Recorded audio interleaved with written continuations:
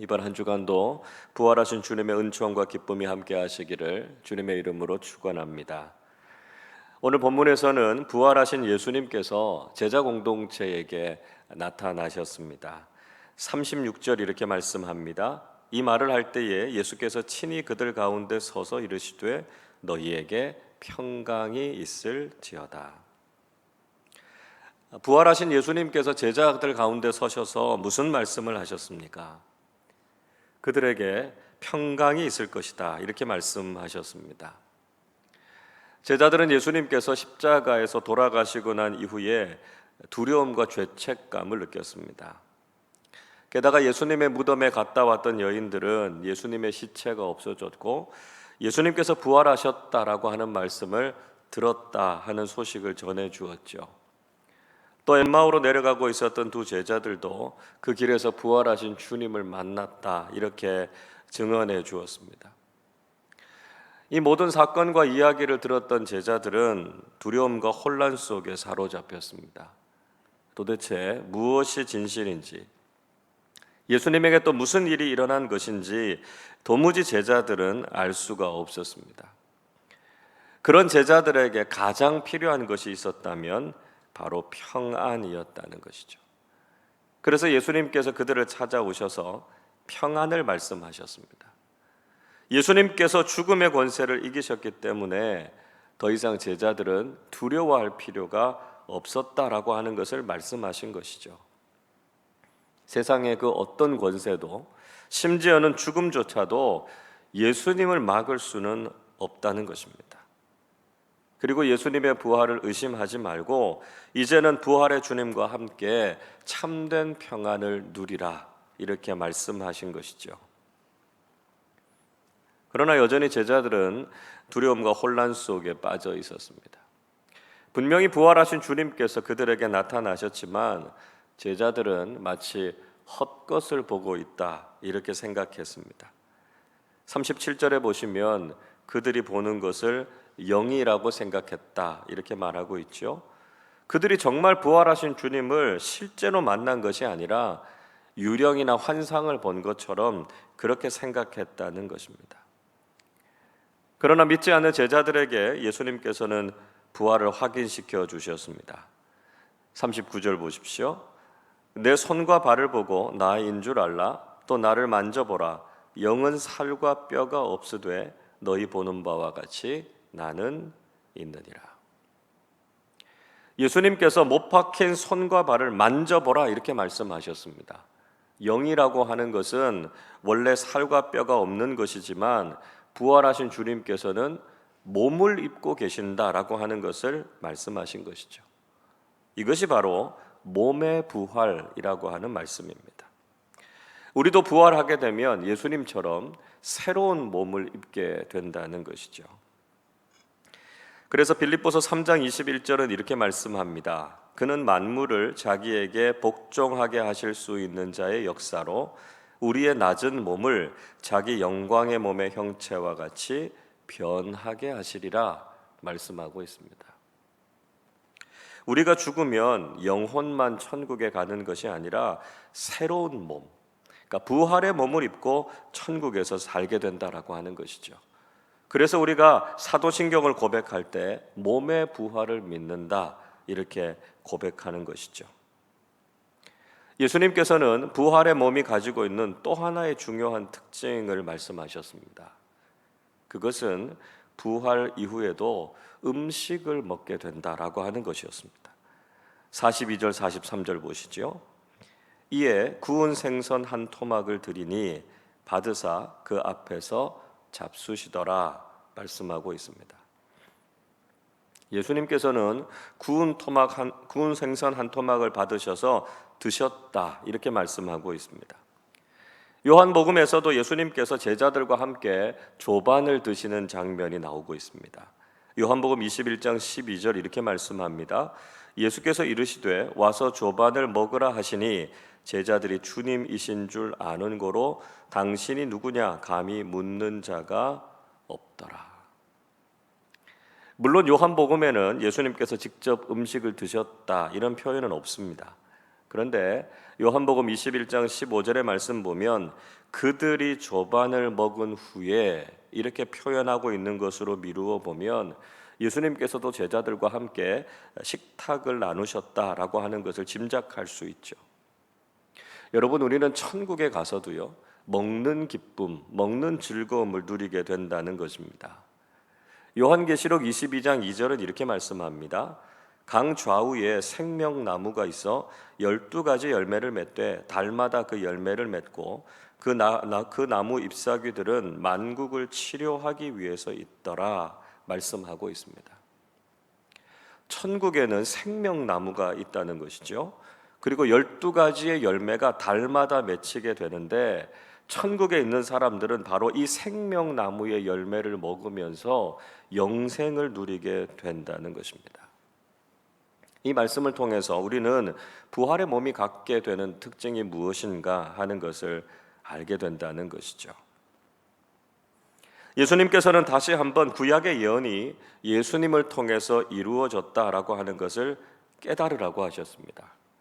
44절 45절 이렇게 말씀합니다. 또 이르시되 내가 너희와 함께 있을 때에 너희에게 말한 바 곧 모세의 율법과 선지자의 글과 시편의 나를 가리켜 기록된 모든 것이 이루어져야 하리라 한 말이 이것이라 하시고 이에 그들의 마음을 열어 성경을 깨닫게 하시고 말씀합니다. 예수님께서는 모세의 율법, 선지자의 예언, 그리고 시편에 당신을 가리켜서 기록된 모든 것이 이루어질 것이다 라고 하는 이 말씀이 바로 예수님을 통해서 성취되었다라고 하는 것을 말씀하고 계신 것이죠. 그리고 그들의 마음을 열어서 성경을 깨닫게 해주셨다라고 말씀합니다. 구약 성경을 이야기하는 것이죠. 구약의 예언의 말씀을 깨닫고 그 예언이 예수님을 통해서 성취되었다라고 하는 것을 강조하고 있습니다. 동시에 예수님께서는 복음의 내용에 대해서도 강조하셨죠. 46절 말씀 우리 같이 읽어보겠습니다. 또 이르시되 이같이 그리스도가 고난을 받고 제3일에 죽은 자 가운데서 살아날 것과. 예수님께서는 복음의 내용이 무엇인가라고 하는 것을 분명히 말씀해 주셨습니다. 여러분, 복음이 무엇입니까?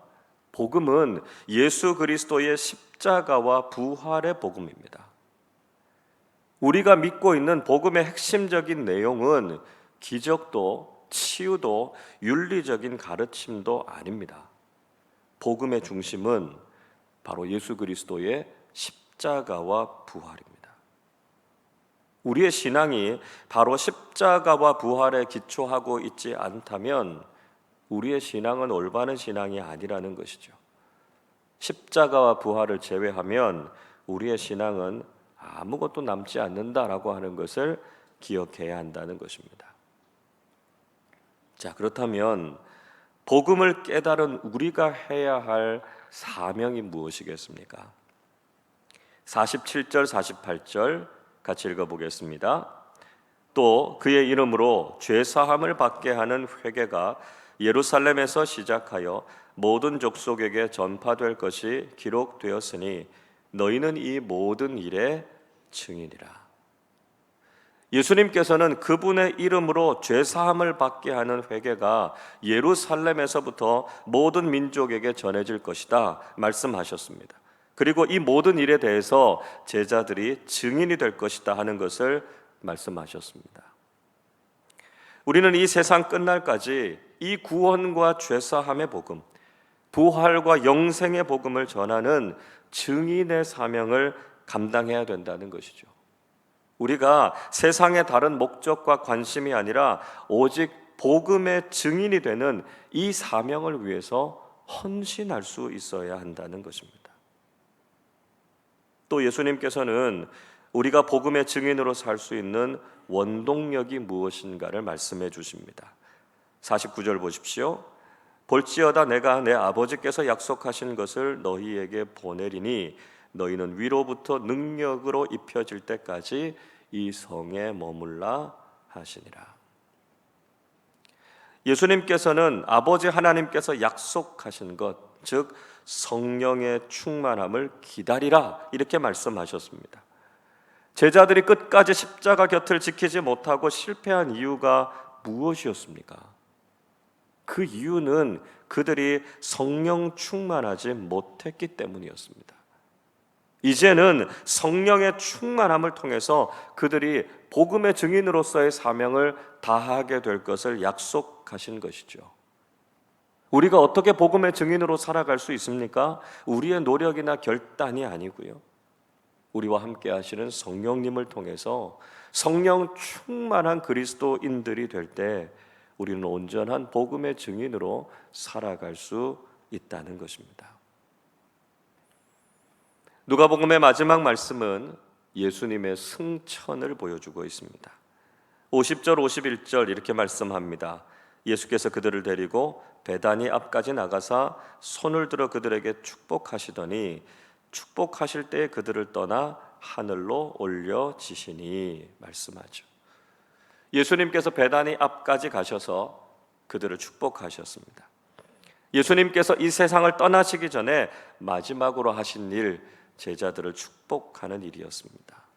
예수님께서 제자들을 얼마나 사랑하시는지, 얼마나 아끼시는지를 느낄 수 있죠. 예수님께서 그렇게 축복하신 후에 하늘로 올려지셨습니다.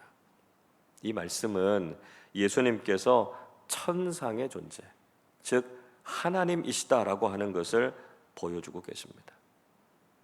하늘로부터 내려오신 예수님께서는 그렇게 다시 하늘 보좌로 올라가신 것이죠. 온 세상과 모든 만물을 다스리시는 예수님의 신성을 우리에게 보여주고 있습니다. 예수님의 부활과 영광스러운 승천을 경험한 사람들은 무엇과도 비교할 수 없는 큰 기쁨을 가지고 예루살렘으로 돌아왔습니다. 그리고 성전에서 하나님을 찬송하고 영광을 돌렸습니다. 여러분, 우리도 주님의 부활을 경험하고 승천하셨다가 영광 중에 다시 오실 그 주님을 기대하면서 기뻐하는 사람들이 되어야 한다는 것이죠.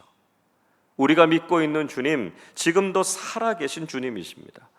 죽음의 권세를 깨트리시고 영원토록 살아계시는 주님께서 우리와 함께 하실 뿐만 아니라 이 세상과 모든 사람들을 다스리고 계십니다. 그리고 이제 약속하신 때에 다시 오셔서 우리를 구원하시고 온 세상을 심판하실 것입니다. 우리가 부활의 소망과 재림을 기대하는 마음으로 날마다 찬송하며 영광을 돌리는 삶을 사실 수 있기를 바랍니다. 우리의 신앙생활이 부활의 능력과 소망으로 새로워지고 재림을 깨어 기다리는 믿음의 사람들, 경건한 그리스도인들로 살아가실 수 있기를 주님의 이름으로 축원합니다. 기도하겠습니다. 사랑과 은혜가 풍성하신 하나님 아버지, 예수님의 부활로 인해서 소망을 갖게 하시고 믿음으로 살아가게 하심을 감사드립니다. 두려움과 혼란 속에 있던 제자들에게 부활하신 주님께서 나타나셔서 평강을 주셨던 것처럼 연약하고 부족한 저희들에게도 주님께서 늘 함께 해주셔서 평안과 소망이 넘쳐나게 해 주옵소서. 결코 흔들리지 않는 부활신앙 갖게 하시고 다시 오실 주님을 기다리는 경건한 믿음의 사람들 되게 하여 주시옵소서. 비록 오늘이 힘들고 어렵기는 하지만 내일의 소망과 승리를 생각하면서 담대하게 믿음으로 살아가게 해 주시옵소서. 오늘도 우리가 만나는 많은 사람들에게 십자가와 부활의 복음을 전하고 주님의 사랑과 소망을 나누는 사람들 되게 하여 주옵소서. 감사드리며 우리 주님 예수 그리스도의 이름으로 기도하옵나이다. 아멘.